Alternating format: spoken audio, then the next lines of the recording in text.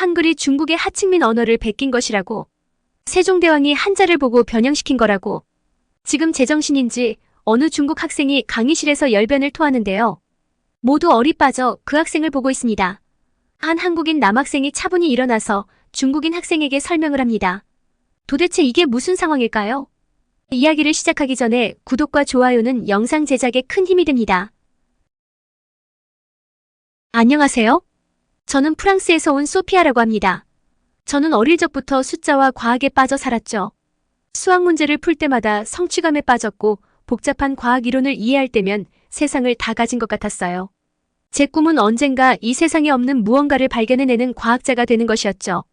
그런데 12살 때 모든 것이 바뀌었습니다. 그날도 평소처럼 가족과 함께 주말 여행을 다녀오는 길이었어요. 아버지가 운전하는 차 안에서 저는 창밖을 바라보며 이번 주에 배운 과학 수업 내용을 떠올리고 있었습니다. 그러다 갑자기 엄청난 충격이 느껴졌습니다. 눈앞이 캄캄해지고 차 안은 아비규환이 되었어요. 그날 사고로 저는 척추를 크게 다쳤고 그 결과 더 이상 걸을 수 없게 되었습니다. 처음에는 절망감에 휩싸였어요. 제 꿈이, 제 미래가 다 무너져 내린 것만 같았습니다. 휠체어에 앉아 창밖을 바라보며 나는 이제 무엇을 해야 하나 고민했죠. 그러나 시간이 지나면서 저는 다시 일어서기로 결심했습니다. 제가 할 수 있는 것들에 집중하기로 했어요. 제게는 여전히 두 손이 있었고 무엇보다 생각할 수 있는 머리가 있었습니다. 그래서 저는 공부에 더욱 매진했고 마침내 미국의 명문대학에 합격하게 되었죠. 이곳에 오기 전까지 저는 늘 혼자였습니다. 사고 이후 친구들과 어울리기보다는 책과 공부에만 파묻혀 살았으니까요. 하지만 미국으로 오면서 새로운 세상에 발을 들였어요. 전 세계에서 모인 다양한 사람들, 서로 다른 문화와 생각들이 뒤섞인 이곳에서 저는 저 자신을 다시 찾을 수 있었습니다. AI 연구라는 새로운 분야에 몰두하면서 제 미래에 대한 꿈도 다시 확고해졌죠. 그러나 모든 것이 순탄했던 것은 아니었습니다. 어느 날 AI 연구 수업 중에 토론이 벌어졌습니다. 그날 강의실에서는 언어와 AI 기술의 접점에 대한 이야기가 오가고 있었어요. 그때 중국 출신의 웨이라는 학생이 한국의 한글에 대해 비하하는 발언을 했습니다. 한글은 중국 하층민의 언어를 베낀 것이라며 한국 문화를 깎아내리는 말을 서슴지 않았죠. 그 말을 듣는 순간 제 가슴속에서 분노가 치밀어 올랐습니다. 제가 한국인도 아니고 한국어를 사용하는 것도 아니었지만 그가 보여준 무례함은 도저히 용납할 수 없었어요. 하지만 저는 어떻게 반박해야 할지 몰라 잠시 망설였습니다. 그 순간 제 옆에 앉아있던 한국인 친구 지훈이 조용히 입을 열었어요. 지훈은 차분하지만 단호하게 웨이의 발언에 반박하기 시작했습니다. 한글은 단순히 베낀 문자가 아니에요. 지훈은 말했어요. 세종대왕이 백성들이 쉽게 배울 수 있는 글자를 만들기 위해 과학적 원리에 따라 창제한 독창적인 문자입니다. 지훈의 설명은 그저 지식의 나열이 아니었습니다. 웨이 한글은 단순히 다른 언어를 가져다 만든 것이 아닙니다. 지훈은 웨이를 똑바로 바라보며 말했습니다. 세종대왕께서 15세기 중반에 창제하신 이 문자는 한국 사람들이 쉽게 읽고 쓸 수 있도록 고안된 독창적인 문자 체계입니다. 당신은 백성들이 어려운 한자를 배우지 못해 문맹이 많았죠. 세종대왕께서는 그 문제를 해결하기 위해 발음기관의 모양을 본떠서 누구나 쉽게 배울 수 있는 한글을 만드셨습니다. 지훈의 설명은 단순히 역사적인 사실을 나열하는 것이 아니었습니다. 그는 한글이 한국 사회에서 가지는 의미와 그것이 단순한 문자 이상으로 한국인들에게 중요한 이유를 깊이 이해하고 있었습니다. 한글은 단순히 베낀 것이 아닙니다. 오히려 그 시대의 어떤 문자 체계보다도 과학적이고 체계적으로 만들어졌죠. 이로 인해 한국 사람들은 누구나 짧은 시간 안에 읽고 쓸 수 있게 되었고 이는 한국 사회의 문화적, 지식적 발전에 큰 기여를 했습니다. 웨이는 지훈의 말을 듣고 약간 당황한 듯 보였습니다. 그는 자신이 말한 것이 단순한 농담이었을지도 모르지만 지훈의 반박은 그가 얼마나 그 발언이 잘못되었는지 깨닫게 했습니다. 그러나 지훈은 거기서 멈추지 않았습니다. 그리고 웨이 한글의 과학적 우수성은 지금도 계속해서 인정받고 있습니다. 지훈은 덧붙였습니다. 한글은 소리와 글자가 1:1로 대응되기 때문에 컴퓨터나 AI가 학습하기에 매우 적합한 언어입니다. 한국은 인터넷 보급률이 매우 높고 스마트 기기 사용도 활발하죠. 그래서 구글과 같은 글로벌 기업들이 한글을 AI 학습의 초기 단계에 활용하고 있는 겁니다. 이때 클라크 교수가 지훈의 말을 이어받았습니다. 맞습니다. 교수님은 조용히 말문을 열었습니다. 한글은 디지털 시대에 매우 유리한 문자 체계입니다. 단순하고 논리적인 구조 덕분에 한글은 디지털화 과정에서 오류를 줄이고 처리 속도를 높이는데 큰 도움이 됩니다. 이 때문에 구글을 비롯한 여러 IT 기업들이 한국어 서비스를 우선적으로 개발하고 있는 것이죠. 클라크 교수는 수업 자료를 화면에 띄우며 한글의 디지털 적합성을 설명했습니다. 교수님은 한글이 디지털 시대에서 얼마나 중요한 역할을 하는지, 그리고 왜 글로벌 기업들이 한글에 주목하고 있는지를 구체적으로 설명해 주셨습니다. 예를 들어 구글이 바드라는 인공지능 챗봇을 처음 공개할 때 한국어를 지원하는 것이 그들의 첫 번째 목표 중 하나였습니다.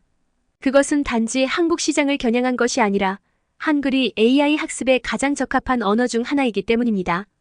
교수님의 설명을 들으며 저는 비로소 깨달았습니다. 한글은 단순히 한국에서만 중요한 것이 아니라 세계적으로도 그 가치를 인정받고 있다는 사실을요. 지훈의 논리적인 반박과 클라크 교수님의 설명은 웨이의 발언을 완전히 무력화시켰습니다. 웨이는 더 이상 할 말을 잃은 듯 조용히 자리에 앉았고 강의실에는 다시 수업이 진행되었습니다. 그러나 그날의 대화는 제게 깊은 인상을 남겼습니다. 한국이라는 작은 나라의 언어가 디지털 시대에서 이렇게 중요한 역할을 하고 있다는 사실이 놀라웠습니다. 웨이의 발언이 끝난 후 강의실은 다시 평소의 토론 분위기로 돌아갔지만 제 마음은 여전히 복잡했습니다. 웨이의 그 한마디가 제 머릿속을 떠나지 않았어요.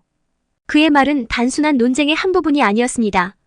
그것은 한국이라는 나라와 그 문화, 그리고 그 나라의 사람들을 직접적으로 폄하하는 무례한 발언이었습니다.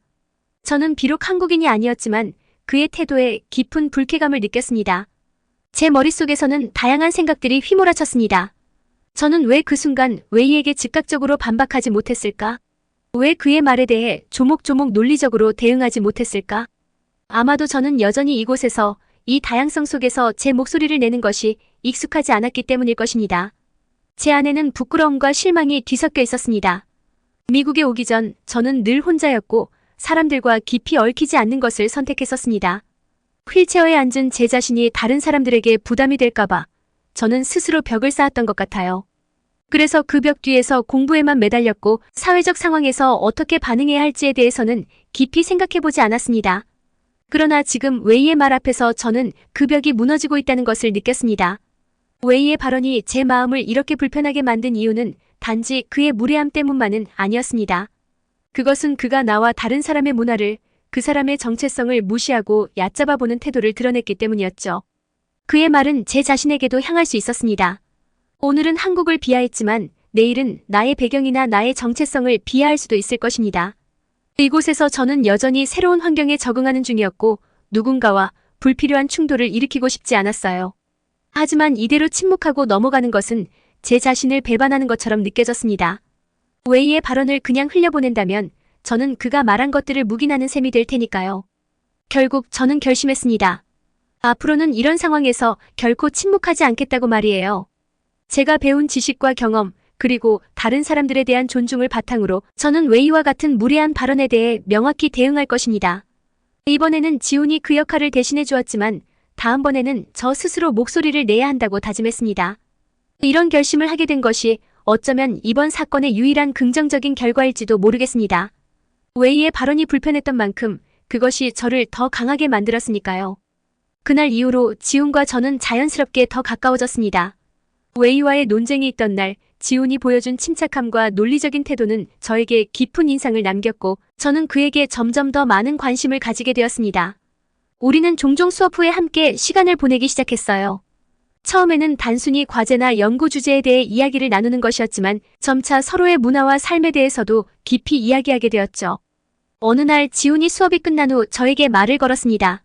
소피아, 이번 주말에 시간이 있으면 우리 집에 와서 한국 음식을 같이 만들어 볼래요? 그의 제안에 저는 약간 놀랐지만 호기심이 일었습니다. 한국 음식은 한 번도 제대로 먹어본 적이 없었기에 새로운 경험이 될 것 같았어요. 게다가 지훈과 함께 시간을 보내며 그의 문화를 더 깊이 이해할 수 있는 기회라는 생각이 들었습니다. 그 주말 저는 지훈의 집을 방문하게 되었습니다.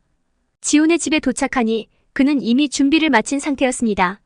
집안은 깔끔하고 따뜻한 분위기가 느껴졌어요. 그는 저를 반갑게 맞이하며 주방으로 안내했습니다. 오늘은 김밥과 떡볶이를 만들어 보려고 해요. 지훈은 웃으며 말했습니다. 한국에서 아주 인기 있는 음식이죠. 지훈은 김밥 재료들을 준비해 놓았고 저는 그가 하는 것을 보면서 함께 김밥을 말아보았습니다. 처음에는 서툴렀지만 지훈이 친절하게 설명해주며 도와준 덕분에 점점 익숙해졌죠. 김밥을 완성했을 때 지우는 자랑스럽게 웃으며 말했습니다. 이제 한국에서 아주 흔하게 먹는 간식을 완성했어요. 함께 먹어봐요. 김밥을 한 입 베어 물었을 때 저는 그 신선한 맛에 놀랐습니다. 이게 김밥이구나. 저는 감탄하며 말했습니다. 지우는 고개를 끄덕이며 한국에서 이 음식을 얼마나 자주 먹는지, 그리고 친구들이나 가족들과 함께 나누어 먹는 문화에 대해 설명해 주었어요. 떡볶이도 마찬가지로 처음 맛보는 음식이었습니다. 매콤하면서도 달콤한 소스에 말랑말랑한 떡이 어우러진 맛은 독특하면서도 중독성이 있었습니다. 한국에서는 이걸 길거리에서도 쉽게 먹을 수 있어요. 지우는 말했습니다. 친구들과 같이 어울리며 먹는 음식이죠. 따뜻한 떡볶이를 나눠 먹으며 이야기 나누는 것이 참 좋아요. 이날 저녁 우리는 단순히 음식을 만드는 것 이상으로 서로의 문화를 나누는 시간을 보냈습니다.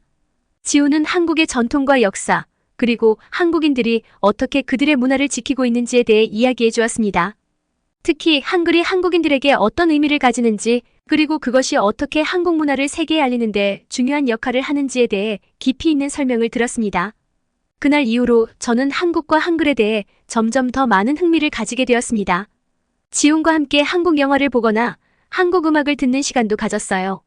그는 저에게 한국의 전통 음악과 K-팝을 소개해주며 그 안에 담긴 감정과 이야기를 풀어주었습니다. 처음에는 낯설었던 한국어 가사도 지훈의 설명을 통해 점점 더 이해하게 되었죠. 지훈은 또한 제가 한국의 전통 문화에 대해 더 많이 배울 수 있도록 다양한 자료를 추천해 주었습니다. 우리는 함께 경복궁에 대한 다큐멘터리를 보았고 한복을 입은 사람들의 모습을 감상하며 그 아름다움에 대해 이야기를 나누었습니다. 지훈은 저에게 한국의 전통 명절과 그 의식들에 대해 설명해 주었고 저는 그들의 문화 속에 담긴 깊은 의미에 감탄하게 되었습니다. 이런 경험들은 저에게 한국 문화와 한글에 대한 깊은 존경심을 심어주었습니다. 지훈과의 교류를 통해 저는 한국이 단순히 한 나라가 아니라 그들의 문화와 전통을 소중히 여기며 지켜온 사람들의 역사라는 것을 깨닫게 되었습니다. 그리고 그 속에서 저는 제 자신의 문화와 정체성에 대해서도 다시 한번 생각해보게 되었습니다. 지훈과의 교류는 제게 단순한 친구 이상의 의미를 가지게 되었습니다. 그와 함께한 시간들은 제가 더 넓은 세상을 이해하고 다른 문화를 존중하는 방법을 배우게 해주었죠. 저는 이제 한국과 한글을 단순히 하나의 언어와 문화로만 보는 것이 아니라 그 안에 담긴 깊은 이야기를 이해하게 되었습니다. 그리고 이 경험은 앞으로도 제 삶에 큰 영향을 미치게 될 것임을 알게 되었습니다. 또한 지훈이 보여준 한국 문화의 깊이와 아름다움은 저에게 새로운 영감을 주었습니다. 저는 이제 한국을 그저 한 나라로만 보는 것이 아니라 그 속에 담긴 역사와 전통, 그리고 그들이 지켜온 문화를 존경하게 되었습니다. 한글이 단순히 문자가 아닌 한국인들의 정신을 담은 특별한 도구라는 것을 이해하게 되었죠. 이제 저는 한국을 직접 방문해보고 싶다는 생각이 듭니다. 지훈이 설명해 주었던 경복궁의 고요한 아름다움, 그리고 한국의 전통 음악과 의식들을 직접 경험해 보고 싶어요. 지훈이 말했던 대로 한국의 지하철에는 모두 엘리베이터가 설치되어 있다고 하니 휠체어를 탄 저도 충분히 여행할 수 있을 것 같습니다.